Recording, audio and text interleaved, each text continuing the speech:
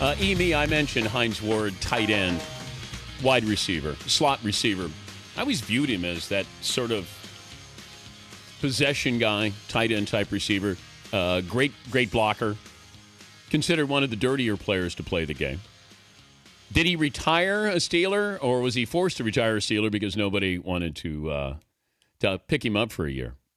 They're very good numbers. At that position, he has a better chance as a tight end with those numbers than he does a wide receiver. I just don't know if he's Hall of Fame or not. 490 catch season. I'll bring in Mike Florio, ProFootballTalk.com. Hines Ward, Hall of Famer? I think he is, Dan. Yeah. 1,000 catches. Only 7 other guys have 1,000 catches. I think that's why it was so important for him to get that 1,000 catch. They did everything they could to get him that 1,000th catch, and then he was done. Well, I think it's the 2 Super Bowls that you got to factor that in. But I look at him. Is he Art Monk? Is he Tim Brown? You're not the number one guy.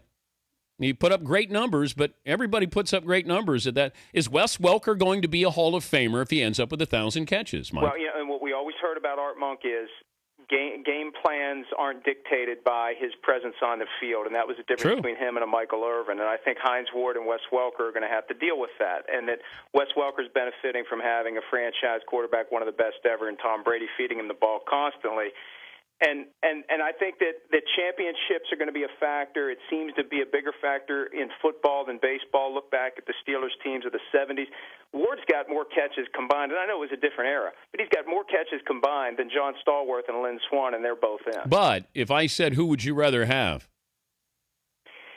I'd take Swann, then Ward, then Stallworth. All right, I might. I always thought Stallworth, people underrated him because he was next to Swanee, but it was a different time, and we looked at wide receivers differently, and I got to put Hines Ward in with these other guys, Terrell Owens and Tony Gonzalez. I got to put you all in there together.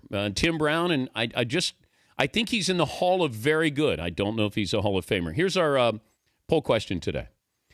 More pressure going into next season, Tim Tebow. Will it be Andrew Luck or Peyton Manning? I think it's definitely Peyton Manning.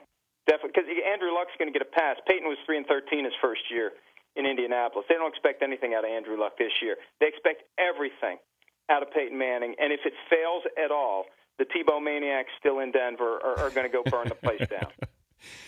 Why Denver? When you look at all of this, Elway and young receivers and defense, and you can win a division, what did this come down to? Well, yeah, I think that's what it came down to. And the fact that of the 3 teams that were in the mix, the Broncos were the team that was willing to give Peyton Manning the keys to the offense and say, do it however you want to do it. You can control the thing the way you controlled it in Indianapolis, and I think that was extremely important. They need to thank Tim Tebow for being able to land Peyton Manning, because if Tebow doesn't come in last year and lead that team to the playoffs, they stick with Kyle Orton and go 5-11.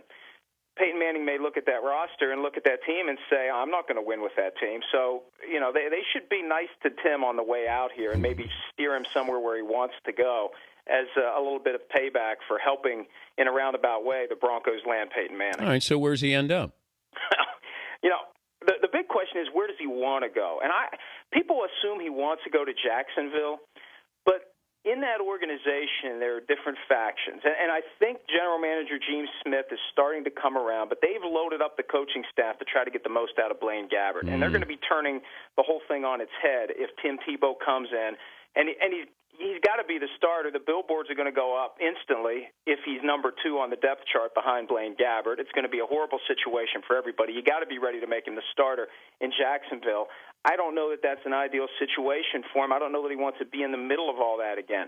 In New York with the Jets, in the biggest media market in the world, where he wouldn't be the starter, but he'd play a decent amount, and who knows what will happen down the road if Mark Sanchez can't get it together. And what I've heard, Dan, is everybody in the front office and coaching staff is on board with the idea of bringing in Tebow. There's no rift. There's no split of opinion. They all want him. And maybe right now where he is, he wants to go to a team where he feels like he's wanted by the organization. Yeah, I wouldn't do that to Sanchez. You already hung him out. Then you give him the contract extension. Now you're going to bring in Tebow. He's not Brad Smith. Brad Smith, far better player in that role than Tebow would be. I don't disagree with you, but for some reason the Jets want the guy. Well, no, the reason why is because the Giants won the Super Bowl. They want the back page. You got to get an image makeover with Cromartie and Holmes and some of the nonsense that's gone on there, and every year's a Super Bowl year for this team. God, I hope they do Hard Knocks again with the Jets this year. Well, now here, do you do Jets or Broncos Hard Knocks? Oh, if Tebow's in New York, it's got to be the Jets. I mean, can you imagine Tim Tebow going to Antonio Cromartie and saying, I know the Bible says be fruitful and multiply, but Antonio, you got to give it a break at some point. That's a walk-off right there, Florio. All right, do I hang up now? Thanks, buddy. Yes. Mike Florio, ProFootballTalk.com editor. Well done. Be fruitful and multiply.